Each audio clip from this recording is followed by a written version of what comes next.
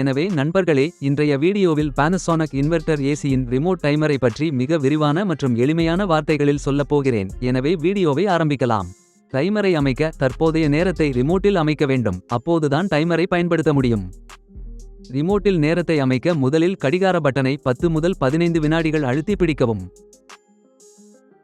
இப்போது ரிமோட்டின் திரையில் நேரம் ஒளிரத் தொடங்கியிருப்பதை காணலாம். எனது தொலைபேசியில் தற்போதைய நேரம் காலை 9 மணி என்பதை இப்போது என்னால் பார்க்க முடிகிறது.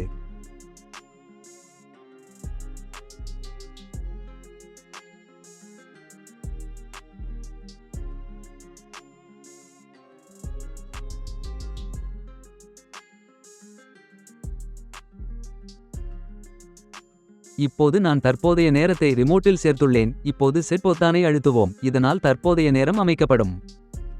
இப்போது நீங்கள் ரிமோட்டில் ஆன் மற்றும் ஆஃப் பொத்தானை காணலாம். இந்த இரண்டு பொத்தான்களும் வித்தியாசமாக வேலை செய்கின்றன. அதை பற்றி இப்போது விரிவாகச் சொல்கிறேன். ஏசியை தானாக ஆன் செய்ய முதலில் நேரத்தை டைமர் ஆனில் அமைக்க வேண்டும். டைமர் ஆன் பட்டனை அழுத்துவதன் மூலம் ரிமோட்டில் நேரத்தை பார்க்கலாம். இரவு 10 மணிக்கு என் ஏசி தானாகவே ஆன் ஆக வேண்டும் என்று வைத்துக்கொள்வோம். எனவே இப்போது ரிமோட்டில் உள்ள மேல் மற்றும் கீழ் டைமர் பட்டன்களை பயன்படுத்தி 10 ஐ அமைக்கிறேன்.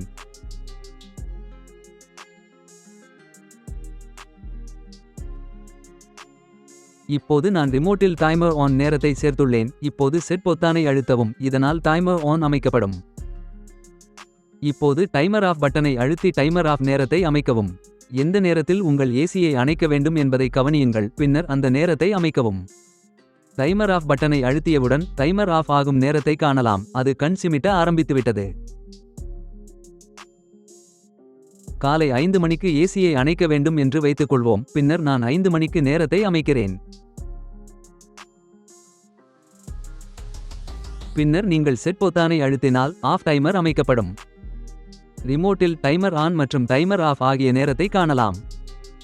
நீங்கள் டைமர் கேன்சல் செய்ய விரும்பினால் ரத்து பொத்தானை அழுத்தி டைமர் கேன்சல் செய்யலாம். நான் கொடுத்த தகவல்களை நீங்கள் புரிந்து கொண்டால் எனது வீடியோவை லைக் செய்து எனது சேனலுக்கு குழு சேரவும்.